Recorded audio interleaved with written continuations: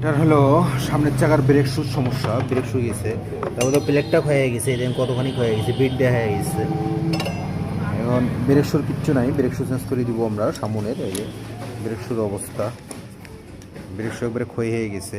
আর একটা এই যে চাকা ঘটর ঘটর করে নড়তেছে, বেয়ারিংও গেছে সামনের চাকার, ঠিক আছে। সামনের চাকার বেয়ারিংয়েরও অবস্থা খুব খারাপ। দেখেন চাকা ঘটর ঘটর করে নড়তেছে, এই দেখেন কতখানি। এই যে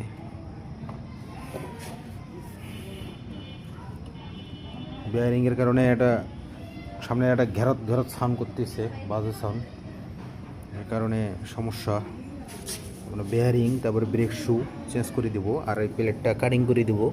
প্লেটটা একবারে ঘাড় হয়ে গেছে, প্লেট ক্ষয় হতে হতে প্লেটের অবস্থাই খারাপ।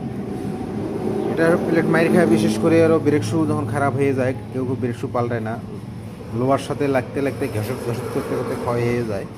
তাদেরকে এই সমস্যা অবশ্যই ব্রেক শু চেঞ্জ করে নেবেন সাথে সাথে, নাহলে প্লেটটা নষ্ট হয়ে যাবে।